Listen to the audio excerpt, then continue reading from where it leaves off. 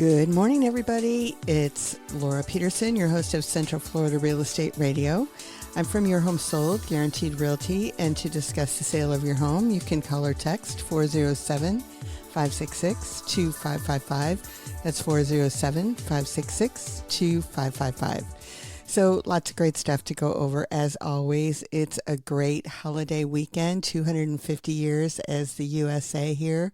So I hope you're all enjoying the holiday and had a great 4th. And today we're the 5th, still in the holiday weekend and all of that. But basically looking at what's going on in real estate in Central Florida. And this week seems to look like things are improving a little bit.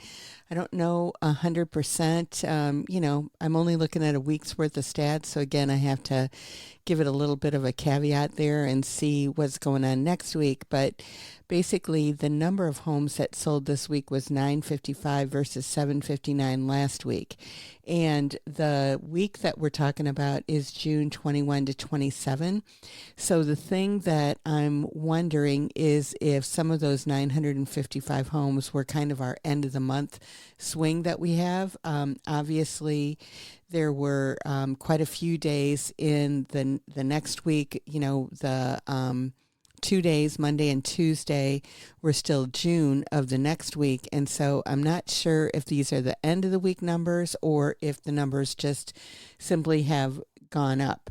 So that's really the big story in regards to where we're at right now. The median price was $415 this week for single family residences, which was $408 the week before. So again, hovering very close in regards to where we are, even though it's up 7,000. Really doesn't mean anything in the big scheme of things. We're very consistent in regards to what's going on. And so just shaking all those down in the single family residence, there were 78 of them that sold under 250. There were 98 that sold between 250 and 300, 280 between 3 and 4, 184 between 4 and 5. Between 500 and a million, there were 267, and there were 48 over $1 million. So the big category really there, the sweet spots between 3 and 400 is where there were 280 of them. And so that's a pretty big number in regards to what's going on. Now the list to ask price ratio, 94 under 250, then it goes to 98, 99, 98, 98, and then 96 over $1 million. So basically, on both ends, as usual, nothing to be concerned about. The average days on market is 68. And based on the number of houses that sold this week, we're at 3.36, which last week we were at 4.08. Now, the thing is that the inventory has essentially stayed the same. It's 13,808 homes that are on the market right now, and last week was 1468, so that's a change of 157 houses, which, really not a big deal, but if the inventory is going to go down, then that kind of keeps it more of a seller's market.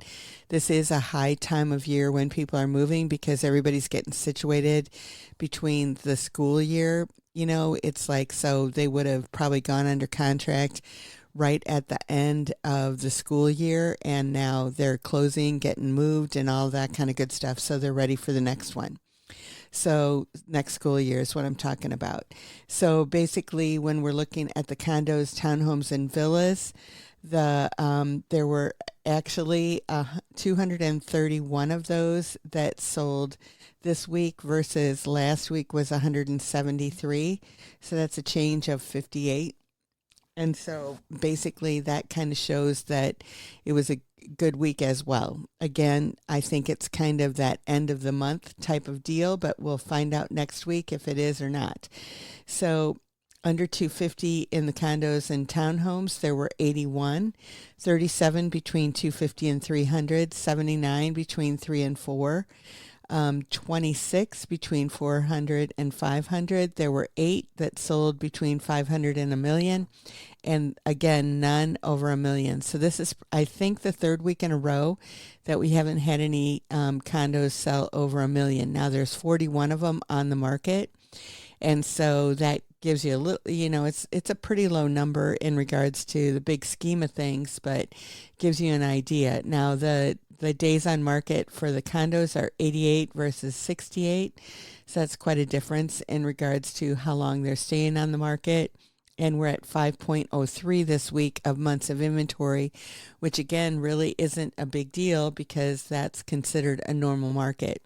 So there's been weeks where we've been looking at it going, oh my gosh, we're at like 10 or 12 months of inventory, and 15 even in some things. So basically right now is really a pretty active season in regards to what's going on with the stats and what's going on with everything that people are buying this week and all of that kind of good stuff. So when you're looking at it, again, sellers that are priced right are moving pretty quickly near full price results. So the thing like that I don't have here is I don't have their original starting price. This is the price that they went under contract. And so, within a couple of percent for most price ranges is what it is. So that's a big thing to sellers, that if you don't have it priced right, you're not going to get the kind of results that you're looking for and all of that. And so basically that's kind of what the bottom line is, that when we're going to look and see what's going on, I'm always looking for trends. So this week just kind of is a ho-hum week from the standpoint of there were a lot more houses that were sold, but at the same time, everything stayed very stable and everything in regards to what's going on with it. So that's kind of the stats for the week. So continuing with that, I'm looking at the 30-year mortgage rates, and they fell to the lowest level in 7 weeks. So the average 30-year fixed rate mortgage right now is at 6.43. It was at 6.49 last week, and the 15-year rate dropped to 5.79 from 5.84. So obviously, if you're getting a loan for a little bit less period, a 15-year versus a 30-year, you can get, a little bit lower rate. Actually, it's about, 3/4 of a point less is if you're getting a 15-year loan. So if you can afford that, that might be a good thing for you to try, and all of that kind of good stuff to do, something that you might want to do. I know a lot of people, when it comes down to it, they decide that instead of going with that 15-year, even though they can afford it, they still go with the 30 because it gives them options. And so they can always make extra payments and all of that kind of thing to lower it to a 15-year pretty easily. But if you look at it and it's within your budget and it seems like something that's going to work well for you, it's probably a better thing to do from the standpoint of making things happen and all of that kind of good stuff, for you, that you can get your home paid off quicker, and that way just have one less payment, or you can move up to a bigger house later and all of that kind of stuff. So basically, when it comes down to it, when we're looking at it, the real estate market in Central Florida is healthy. And after the break, great things to talk about in regards to builders and what's going on out there. If you should buy a smaller home, if you want to get a manufactured home, they're looking at doing 2 levels on them. So there's a lot of good things that are going on in real estate in Central Florida, starting out with the stats, as we always do. So in order to get in touch with us, you can call or text 407-566-2555. You can find us online at centralfloridarealestateradio.com, and we will see you after the break. Welcome back, everybody. This is Laura Peterson, your host of Central Florida Real Estate Radio. I'm from Your Home Sold, Guaranteed Realty, to discuss the sale of your home. You can call or text 407-566-2555. That's 407-566-2555. So one of the things that I was looking at this week is that there is a new HUD proposal out there that could ease the path for multi-story manufactured homes. Now, in the past, most manufactured homes that I've seen, as a matter of fact, 100% of them that I've seen are one story. And so there's a new HUD rule that could change how permanent chassis requirement applies to multi-story manufactured homes, potentially lowering costs and making upper floors more practical. And so they're saying that it's especially relevant in Florida, which has the nation's largest manufactured mobile home inventory. So basically, in order for HUD to do anything with it when it comes to a manufactured home in the first place, it does have to be on land that you owe. So I know a lot of the manufactured slash mobile homes are basically in parks a lot of times, and those come with lot rent. And so that's kind of like, it's not buying a house, it's like buying a used car or buying a car. You've got that lot rent and everything that you've got on it, which in the past, I would say 5 or so years, probably even longer than that. But the lot rents have increased substantially. You know, years ago, I was telling some investors, I'm like, I think some of these parks are really a good investment because you don't have any of the maintenance or anything like that when it comes down to it. The people maintain their own properties and they're paying you lot rent, which at that time I think was about 600 or 700 a month on average. And I would bet now on average that those lot rents are probably 1,000, 1,100, somewhere like that. So they're very small parcels where you've got these trailers that they've put on there. They don't have big yards or anything like that. Usually they've got enough room for, the parking spot, and that's about it. And maybe you could have a grill, and sometimes they have a little add-on area where they've got the washer and dryer.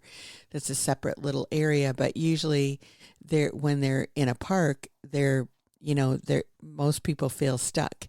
And I've been hearing a lot more lately that people are definitely, instead of continuing to pay that lot rent, which is pretty expensive, they're actually taking the mobile homes out of the parks and moving them elsewhere because it's just too expensive to leave them there. And a lot of times these parks were, for snowbirds and that kind of stuff. And so they would leave their trailer or whatever there year round, and it really wasn't a big deal. Maybe it was, $500, $300. I know I heard this one park was. So if you take 3 times 12, then that's like 3,600, right? That they're going to be paying a year to keep their trailer there and all of that kind of stuff. And they have to have the mobile home sticker on it that's like a driver's license that you've got on the mobile home and everything. So it wasn't a big deal. But then that increases to 1,000. So that goes from 3,600 to 12,000 a year. And that's a lot different conversation with a lot of people. And then on top of that, there's some of those parks that I've heard of that are actually then on top of that charging people additional fees in regards to like for the property taxes and stuff like that, that it must be something in their lease that says that they can add on these additional charges that the owner of the land is going to have to pay. But so I don't deal in a lot of them. I talk to a lot of people that are involved in them and that kind of stuff, but I don't sell those. So that's what I know about that. But if you own the land, you can get an FHA loan on them. They've got to have certain things that are done, like they've got to be strapped to the ground and all of that kind of good stuff. There's all of those kinds of things that come into play in regards to what's going on. But usually, like I said, the only ones I've ever seen are one story. But basically, what they're saying is that, America needs more housing, and manufactured housing is a part of the solution. And so they're removing unnecessary barriers, encouraging innovation, and helping American manufacturers deliver more affordable housing options for American family. So it's saying that Florida has the nation's largest manufactured and mobile homes with more than 824,000 across the state. And that's about 8% of Florida's housing stock. compared with roughly 5% nationally. The two-story factory-built homes already exist in the state, including modular homes built to Florida building codes and installed on permanent foundations. And HUD's proposal focuses on a different category. It's HUD code manufactured homes where the chassis requirements has made upper floors more costly and less practical. So the affordability conversation also becomes a Florida reality check, storm safety, and all of that kind of good stuff. So basically, when you're looking at it, there's a lot of things that we look at to make sure that it makes sense. But basically, when it comes down to it, it says that this last year, there were 1,411 of them that closed. The median sales price was $165,000, which was down almost 2% from a year ago. And active inventory in the state, there's 7,813, and it takes about 59 days is what the median time to contract. And basically, that's kind of what the bottom line is when it comes to the manufactured homes that are actually on the MLS. So these, again, would be the ones where you would own the land. And then there also comes a thing in them if they were built, I think about a year ago, it was 1985. So it's probably this year, 1986. So if they're older than that, it's a lot tougher to get a loan on it as well. So when you're looking at those kinds of properties, those are the kind of things that you've got to keep in mind and that you've got to look at in order to make things happen. So what happens is affordability, that people look at it and it's a way for them to get in the market. And again, if you own the home, and then if you build a home, over the top of where that one was, you've already owned the land and you've got that. So that's something that you could do as well. But one of the things that I really wanted to get into here and is that that there was an article that came out that said small home problems can become big obstacles when buyers walk through the door. So here we're not talking about small homes, we're talking about small home problems. So you might spot maintenance issues like odors, water damage, or questionable do-it-yourself work during showings, and so people might respond with lower offers, added contingencies, or harder negotiations. And this does happen all the time. And so when I'm working with sellers, I'm letting them know that, hey, these are the things that I would do if I were you before I put the house on the market or to make something happen with it. I remember a few years ago, I had a house that was on the market in the Poinciana area, and it was a cute little house, 3-bedroom, 2-bath, pretty good condition and everything like that. But there was one major problem with it, and that was it smelled like smoke.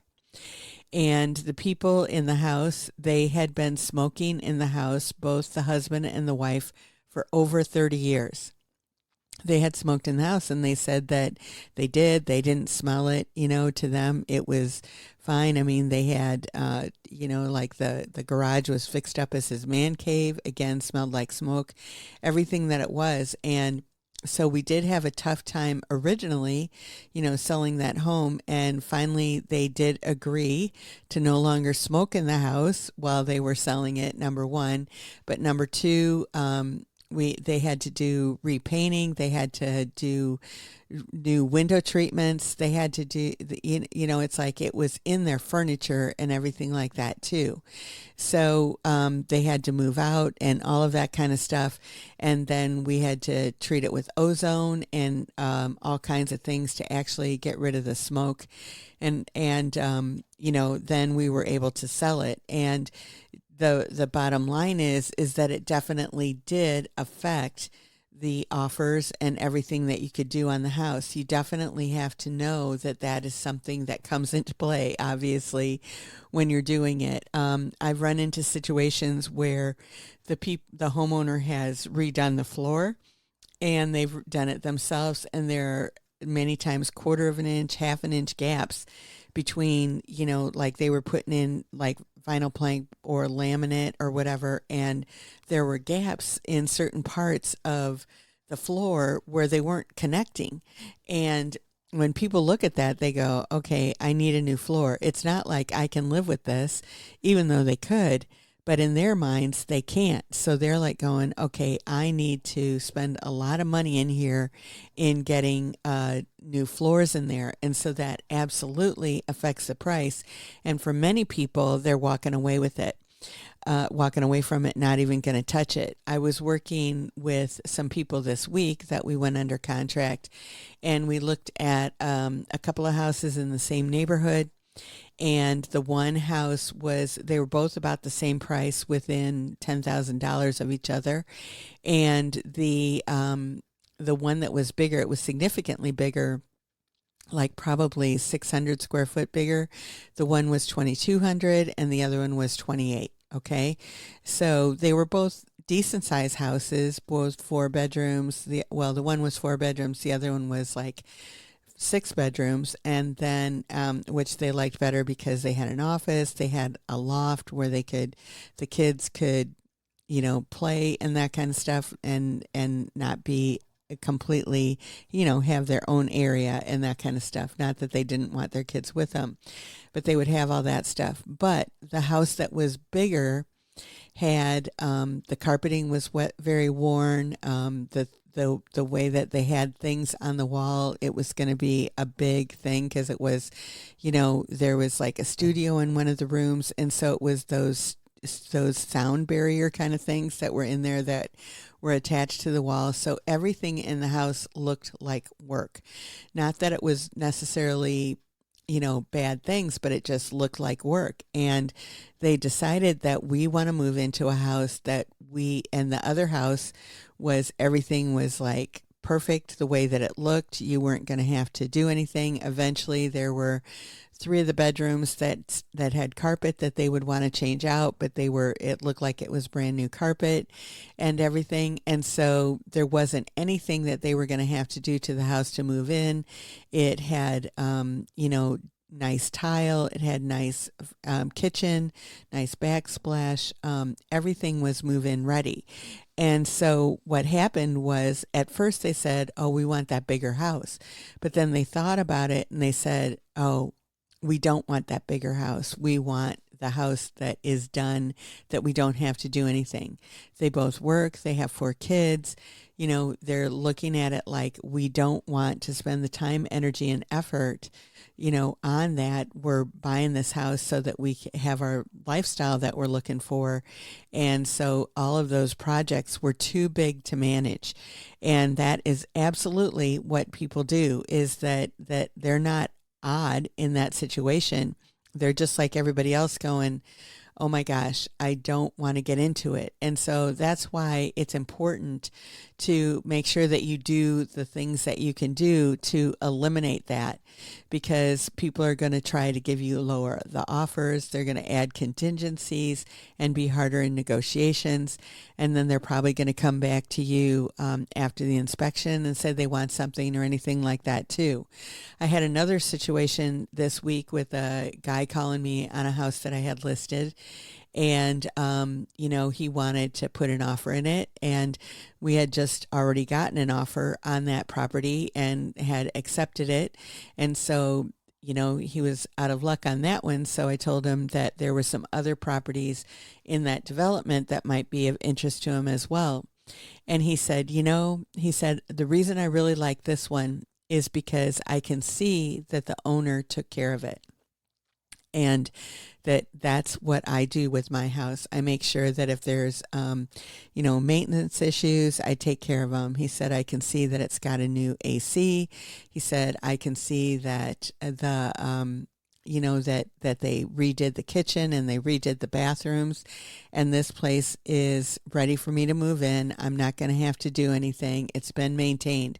He said, I don't like to go into houses where they haven't done those things, and then it's not just the things that you see, it's the things that you don't see. So whether you realize it or not, as a seller, that's what people are looking at, and it's very important for you to know that.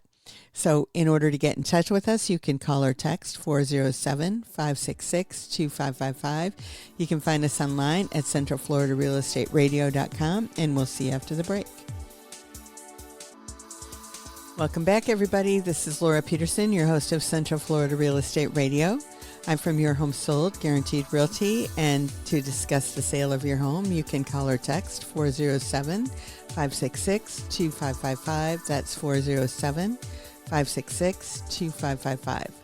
So I was looking at this survey that was done that said that since the first time since 2023, a majority of consumers say it's better to buy in the current market. And this was a survey done by Bank of America's Home Buyer Insights report. And so it's 53% saying buying is better than renting. And basically that's just, not a lot over 50%, but basically that's a change that's going on. So that could be, as I talked about the stats at the beginning, that there were a little more houses that were sold this week. So again, we'll be looking at the trends and see what's going on with that.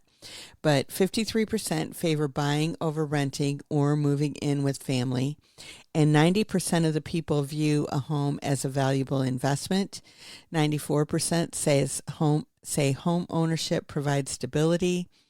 And 52% of current home owners expect to buy another home. So this doesn't mean that affordability concerns have faded, that still expensive home prices and high interest rates as the top barriers. And 58% are saying it's the prices, and 47% say it's about the rates. But we're seeing a change in attitude towards home ownership is basically what we're saying. So it's just the start of a trend, which, me, I always like to look at the trends to see kind of what's going on and what's happening and everything out there.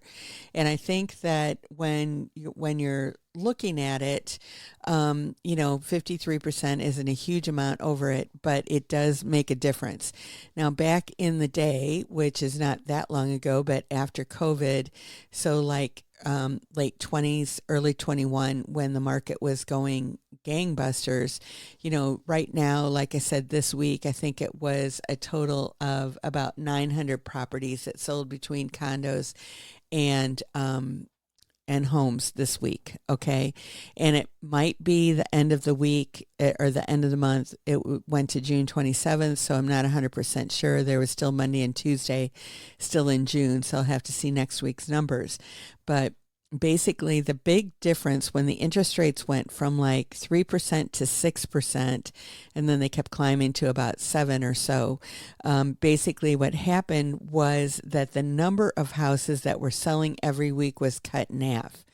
And so, so the inventory started growing because the same number of people were still putting their house on the market, but the number of people that were buying went down. And so that's where the inventory started going up. But it needed to, because we were only looking at about a half a month of inventory. So that means the second that something meant when something went on the market, it was sold like immediately. And so the prices were going up because people could get more money, and people were having a bidding war and all of that kind of stuff about it. And so basically, if the sentiment is changing, that people are going, yes, I would like to buy, usually there are ways that you can figure out what to do in order to buy. And there are so many programs out there with down payment assistance. Back when the market was going gangbusters like that, there were no seller closing costs at all. If you wanted to get a house, you had to pay full price. You had to pay over appraisal value. You had to, no seller concessions at all. You had to have all your closing costs and all that kind of stuff. Today, you can get closing costs from the seller. So I just did a deal this week that they got 3% from the seller. They originally asked for 6. The reason they asked for 6 is because they wanted to buy down the rate. They're getting an FHA loan, so they are allowed to do that. The seller refused to give them 6%. And so we were able to settle on 3. And so, but 3 is kind of the norm in regards to what's going on. That's allowed by a conventional loan, or FHA, like I said, is 6. And you can get it on a VA loan and that kind of stuff as well. But basically, the bottom line is that you definitely want to look at what you know, that there are affordable things out there for you. I need to look at the laws that went into effect July 1st, and that'll be my last segment for today. But I know that I read something that the Hometown Heroes Fund, I think is what they call it, that gives hometown heroes additional, grants and that kind of stuff. Basically, it's a loan, it's a second loan, but if you live in the house more than 5 years, then sometimes it's forgiven and so I have to look up and see what all is going on in that, but usually it kind of resets July 1st. So there are a lot of opportunities out there for people to get assistance, is basically what's going on right now. So even though the interest rates are high, and like I said, they're coming down a little bit, there might be opportunities for people out there to do something that you want to do that you didn't know you were able to. So it's always best to check, and I'm always happy to help. So in order to get in touch with us, you can call or text 407-566-2555. You can find us online at centralfloridarealestateradio.com, and I'll see you after the break. Welcome back, everybody. This is Laura Peterson, your host of Central Florida Real Estate Radio. I'm from Your Home Sold, Guaranteed Realty, and to discuss the sale of your home, you can call or text 407-566-2555. That's 407-566-2555. So I'm going to go over what I found, the new laws that affect real estate that started in Florida as of July 1st. And a couple of interesting things here that I found that are out there. One of them is a home improvement permit exemption under 7,500. So local governments can no longer require a building permit for residential work valued at 7,500 or less on single-family homes, and it does not cover major structural, electrical, plumbing, mechanical, or gas work, nor does it apply to homes in flood hazard zones. So those things you still need to get permits for, but other things you do not. And then in regards to HOA architectural reviews, homeowner associations are now strictly prohibited from requiring a building permit as a prerequisite for reviewing or approving an owner's architectural improvement request. So that sounds really interesting. I didn't know that that was a thing, but apparently it is. So, when you're making a change and you live in a homeowners association, many times you have to go to the homeowners association to get permission. And I guess some of them obviously were requiring that you get a building permit before you can even get it approved, which is money, and then they don't approve it, and then it's got to be changed, and the building permit's got to be changed. So I can see where that would be a big hassle and everything. So that's one thing. Okay. There is the property taxes and ballot measures that are the 250,000 Super Homestead Amendment is going to be on the November 2026 general election ballot. If approved by 60% of voters, it will shield the first 250,000 of a homestead's value from non-school property taxes and establish a path to phase them out entirely. Longtime residents would see an exemption of 150,000 in 2027. 250,000 in 2028, while new residents have to wait 5 years to qualify. So I talked about this before. I think that if it does pass in November, I think November and December are going to be pretty solid months where people are going to be buying real estate, because you have to own the property before December 31st of 2026 to get that 150,000 in 2027. Otherwise, you have to wait 5 years for it. There is also a tax assessment cap for businesses. The same upcoming ballot amendment limits future property tax assessment increases on non-homesteaded properties like commercial buildings and rentals by slashing the annual cap from 10% down to 5%.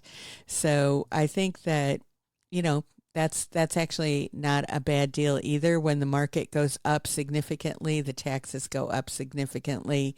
I think I've talked about it before, but I was talking to this couple that had owned their house for like 3 or 4 years, and it was during a time where it really boomed up, and their taxes doubled. And I'm like, but you live in the house, didn't you homestead it? And they didn't even know about homestead. I was not their realtor or anything when they purchased it. And sure enough, their taxes had doubled on that house, and maybe even more than that, because they hadn't homesteaded. If they had homesteaded it, it would have pretty much stayed the same. So it's really important that you do homestead your house if you do qualify for that. And so I would definitely look into that. Now, also a thing as of July 1st is that Citizen Insurance has dropped their prices by 8.8% on multi-peril policies and 5.5% on wind-only policies for Citizens Property Insurance. So that is substantial. That marks the first broad rate decrease for the state-backed insurer in years, applying immediately to new policies and upon renewal for existing ones. So that makes that Citizens much more competitive, although they're working with other companies to make sure that they do it, and Citizens doesn't have too many other things. Now, when it comes to tenant and landlord regulations, predatory fee bans, this new residential tenancy law eliminates predatory rental surcharges and probation programs that trap tenants in debt cycles. It also establishes a more realistic time frame for tenants to catch up on late rent before a landlord can officially initiate eviction proceedings. So that's something to keep in mind and to look at. I know, in the past, I'm going to have to look and see exactly what this is. I don't manage any rental properties, but, in the past you had to do the 3-day notice. And then after that, there was another notice that you did. I think it was a 10-day notice, and basically, and in order to get the ball rolling. So there's a couple of things that are probably more, that are going to make it harder for you to evict someone if you are an investor. So I'll definitely be looking a little bit more into that. Then real estate probate and code enforcement. The threshold for summary administration, basically probate process for passing down real estate and estate assets, has been doubled from 75,000 to 150,000. So that's if they're apparently that the value is that low. I don't know too much about that, but if you're in that situation, that's something to ask your attorney about.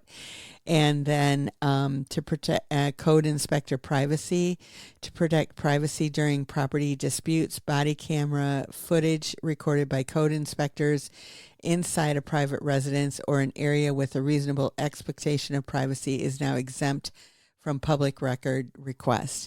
So that's interesting that at some point that I guess it has been, up until July 1st, that if a code enforcement officer went into your home or someplace that was your private property and they recorded something on a body cam or something like that, that could be part of a public record that anybody could request. So that's very interesting that that's being done. It was probably something from back in the day before the body cams that it wasn't defined, and so now it is. But there are over 100 new Florida laws that have gone into effect July 1st, and those are just some of them that relate to real estate that I thought were interesting to go over, and all of that kind of good stuff. So it's always good to look at what the new laws are so you know kind of what's going on in regards to all of areas of life. But Basically, that's what all of these are. But anyway, again, I hope everybody is having a great 4th of July weekend, spending it with friends and families, and just excited that we're in a great position here in America that we can celebrate that. And, hopefully everybody has had a great time in order to do that. And so anyway, America is 250 years old now and moving on to the next birthday at 251. So, but I like to do my birthday for the whole month when it comes. So maybe we should do the whole month for America too. So anyway, in order to get in touch with us, you can call or text 407-566-2555. You can find us online at centralfloridarealestateradio.com, and we will see you next week. Have a great one, everybody. Bye-bye.